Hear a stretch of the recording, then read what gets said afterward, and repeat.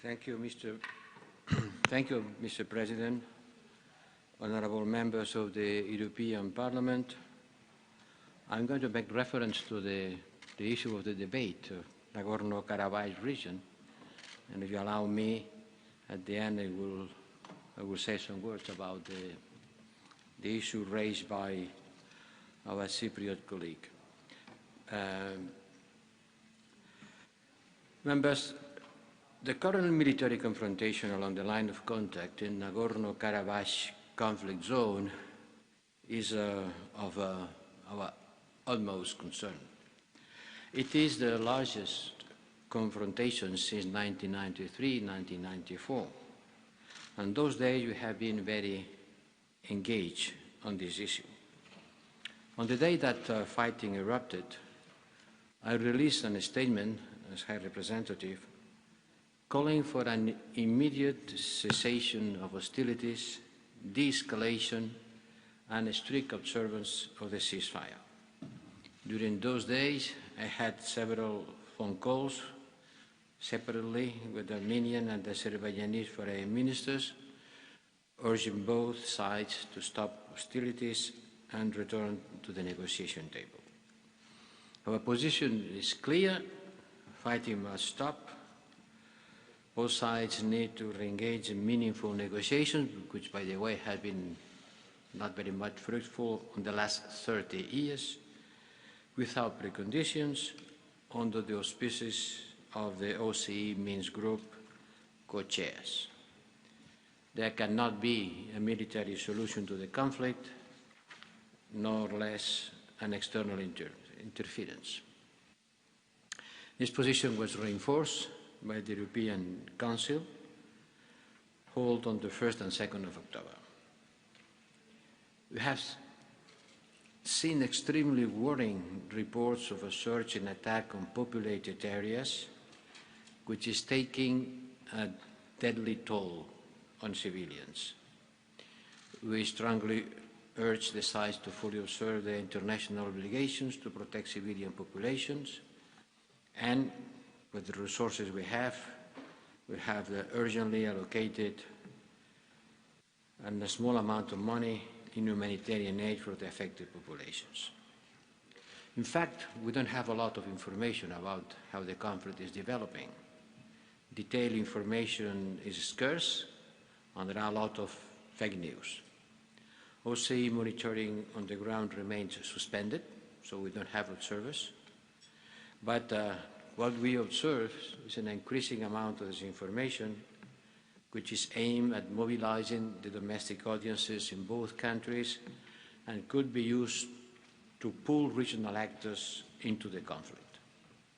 Media reports need therefore to be examined with great precaution, because some of the news that has been disseminated, we don't have confirmation about it.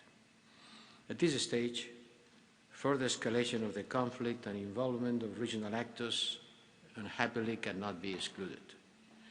This would seriously threaten the stability of the whole region.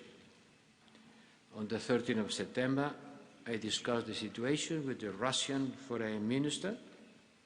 I also spoke with the Turkish Foreign Minister, the two regional actors which are closer to the conflict. I emphasized the importance of de-escalating, the importance that regional actors refrain from any activity and rhetoric that could inflame things even further. I spoke to the foreign ministers of Armenia and Azerbaijan during the weekend. I stressed that the increase of civilian casualties is unacceptable. I knew from both sides the actions taken by the other side. Each one of them blames the other for starting and for attacking civilian population from the territory, not of the Nagorno-Karabakh itself, not the region in dispute, but from Armenia to Azerbaijan and Azerbaijan to Armenia. The fighting should stop. The Minsk Group co-chairs is going to have meetings this week with the foreign affairs ministers of two countries, and the only way of getting out of this situation is that the Minsk Group co-chairs pushes for immediate negotiations as soon as possible. We will continue working with the key partners to try to help stop hostilities, because the only solution is to go back to the negotiation table, but this negotiation table has been open for the last 30 years, without any kind of advance. The war is not an alternative. We have to push both parts to start fighting and negotiating without preconditioning. But this is, by the time being, not the case.